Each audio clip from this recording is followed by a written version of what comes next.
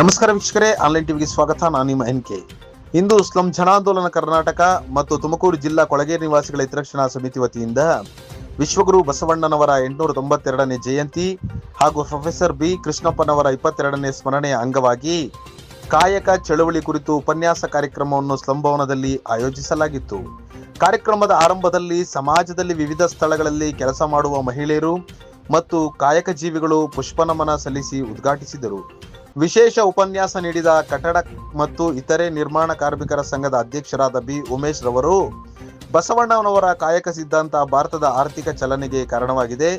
ಜನರ ಭಾಷೆಯಲ್ಲಿ ವಚನಗಳ ರಚನೆ ಮಾಡಿ ಕರ್ಮ ಸಿದ್ಧಾಂತದ ಬದಲಾಗಿ ಕಾಯಕ ಸಿದ್ಧಾಂತವನ್ನ ಬಸವಣ್ಣನವರು ಚಾಲನೆಗೆ ತಂದರು.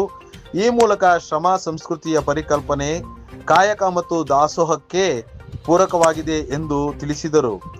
ಶ್ರಮ ಸಂಸ್ಕೃತಿಯ ಹರಿಕಾರ, ಮಾನವ ಕುಲದ ಸಂವಿಧಾನ ರಚನಕಾರ ಬಸವಣ್ಣ ಎ ನರಸಿಂಹಮೂರ್ತಿ.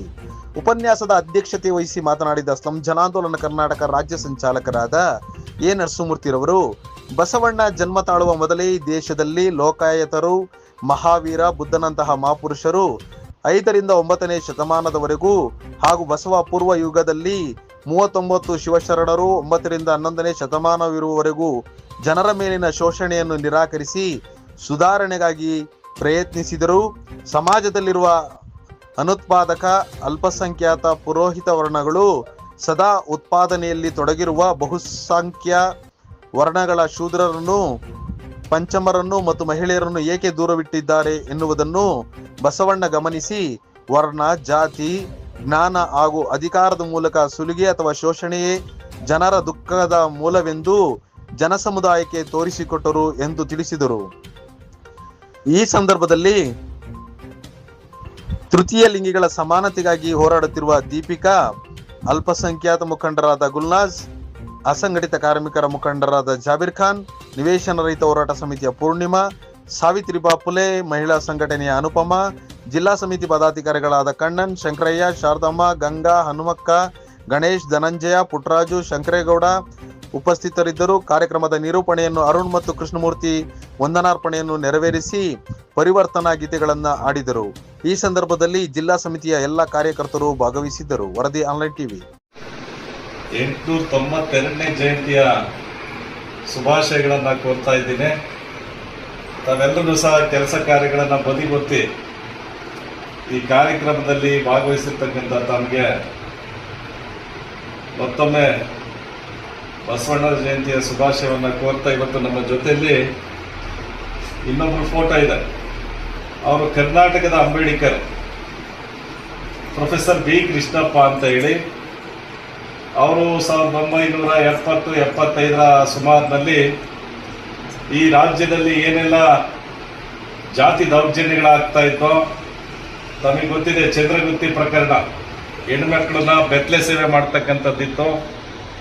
ಇವೆಲ್ಲವನ್ನ ಪ್ರತಿಭಟಿಸಿ ಕರ್ನಾಟಕ ದಲಿತ ಸಂಘರ್ಷ ಸಮಿತಿಯನ್ನು ಸ್ಥಾಪನೆ ಮಾಡಿ ಬಡವರ ಗುಡಿಸಲಲ್ಲಿ ಒಂದು ಹೋರಾಟದ ದೀಪವನ್ನು ಹಚ್ಚಿದ್ದೀವಿ. ಅದನ್ನ ಆರ್ದಿದ್ದಾಗಿ ಪ್ರತಿ ಗುಡಿಸಲಲ್ಲಿ ಹಚ್ಚಬೇಕು ಅಂತಕ್ಕನ್ನ ಒಂದು ಕರೆ ಕೊಟ್ಟಂತವರು.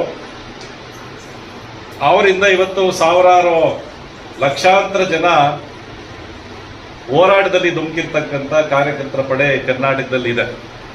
ಅವರ 22ನೇ ಸ್ಮರಣೆ ದಿನ ಇವತ್ತು. ತಮ್ಮೆಲ್ಲರಿಗೂ ಗೊತ್ತಿದೆ, ನಮ್ಮ ಜೊತೆಯಲ್ಲಿ ಬಸವಣ್ಣನ ಅನುಯಾಯಿಗಳಾಗಿ ಬಿ ಉಮೇಶ್ ಸರ್ ಅವರು ನುಡಿದಂತೆ ನಡ್ಕೊಂಡು ಅವ್ರ ಜೀವನದಲ್ಲಿ ಅಳವಡಿಸ್ಕೊಂಡು ಬಸವಣ್ಣನ ಅನುಯಾಯಿಯಾಗಿ ಅವರ ಜೀವನ ಕ್ರಮದಲ್ಲಿ ಬದುಕನ್ನು ಕಟ್ಕೊಳ್ತಾ ಇದ್ದಾರೆ. ಅವರ ಮನೆ ವಾತಾವರಣ ಆಗಿರ್ಬೋದು, ಅವರ ಬದುಕು, ಓದು, ಹೋರಾಟ ಎಲ್ಲನೂ ಸಹ ಬಸವಣ್ಣನ ಒಂದು ಹೆಜ್ಜೆಯಲ್ಲೇ ಇದೆ. ಅವರು ಇವತ್ತು ನಮ್ಮನ್ನ ವಿಶೇಷವಾಗಿ ಕಾಯಕ ಚಳವಳಿಯ ಉಪನ್ಯಾಸವನ್ನ ನಮಗೆ ಕೊಟ್ಟಿರ್ತಕ್ಕಂಥದ್ದು. ಈ ಕಾಯಕ ಚಳವಳಿ ಅಂತಕ್ಕನ್ನದೇ ಸಮ ಸಂಸ್ಕೃತಿಯ ಒಂದು ಕಲ್ಪನೆ. ಶ್ರಮ. ಇವತ್ತು ವಿಶ್ವಗುರು ಬಸವಣ್ಣನವರ ಜಯಂತಿಯನ್ನು ನಾವು ನಮ್ಮ ಒಂದು ಕಚೇರಿಯಲ್ಲಿ ಆಚರಣೆ ಮಾಡ್ತಾ ಇದ್ದೀವಿ. ಅವರ ಒಂದು ವಚನಕಾರರಾಗಿರ್ತಕ್ಕಂಥ ಬಸವಣ್ಣನವರು ಆಚಾರವೇ ಸ್ವರ್ಗ, ಅನಾಚಾರವೇ ನರಕ ಅಂತ ಹೇಳ್ಬಿಟ್ಟು ನಮ್ಮನ್ನೆಲ್ಲರನ್ನು ಕೂಡ ಪ್ರಚೋದಿಸ್ತಕ್ಕಂಥ ಮಾತುಗಳನ್ನು ಹೇಳಿರ್ತಕ್ಕಂಥದ್ದಿದೆ.